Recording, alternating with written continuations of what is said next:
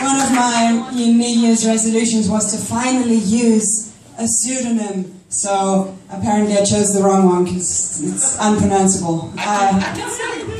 Inkbot Kowalski. Never mind. Just remember Kowalski, the weird kid. Another New Year's resolution was that I was finally gonna use all the stuff that I usually cut out of my sets because I'm too scared that people will lynch me for it. So we will see how that goes. The problem is, you know, all the stuff I like to talk about requires some kind of, you know, knowledge, and then I feel like a mad preacher just going, "You're all blind! I see the truth! You know nothing!" Jon Snow, wait, what? I'd also like to preface that as a feminist, I don't actually hate men. Well, not all men, anyway. And what I would like to talk about are the so-called meninists, which is supposed to be a pun on the word feminists, except that this is not really how language works, and also it makes them sound like meningitis, which is a very accurate description of the kind of human scum that they are.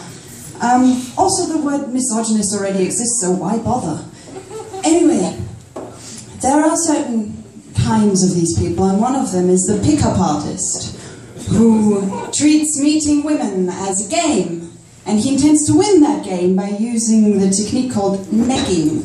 Negging is when you are with a woman and you tell her shitty things about herself in the hopes that you will end up with a sort of bewildered, befuddled mess that you can take home and sleep with. Yeah. I don't have time for that kind of shit. I'm just like, dude, you don't like talking to me? You can piss off. Anyway, these are also the kind of guys who, when they are confronted with, say, a trans woman or a crossdresser, they will say, "Oh, it's a trap." What, dude? Because someone else's gender identity is only valid if it doesn't confuse your dick? Excuse me? And, you know, another thing, I forgot where I was, yeah. Another wonderful type of meninist or misogynist is the so-called nice guy.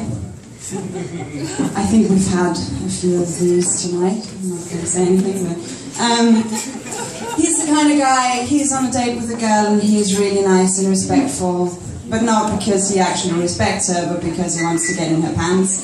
A wonderful definition I found online is, he thinks that girls are some kind of vending machine that you put kindness coins in until sex falls out.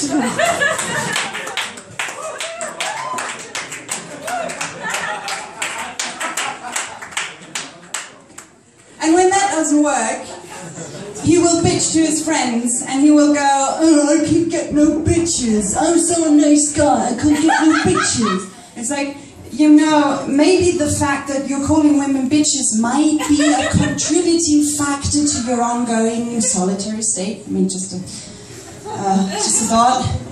You know, bitches and chicks and birds. It's like, it's not a fucking zoo, mate.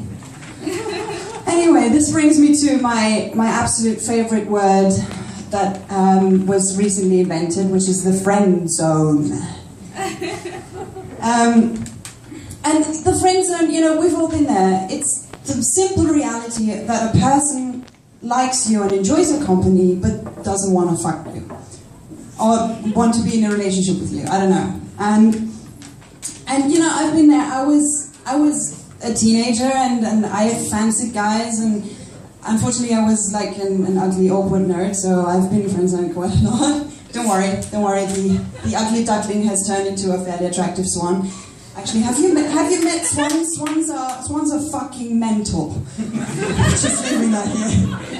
Anyway, so I eventually learned that yes, some people just don't want to sleep with you, and that's okay. It's not their fault. It's not your fault. Except that apparently some men didn't really get the idea of that. So basically, if you're a girl and a guy hits on you and you don't put out, it's your fault. And if a guy doesn't want to have anything to do with you, if you're a girl, it's also your fault. Interesting enough.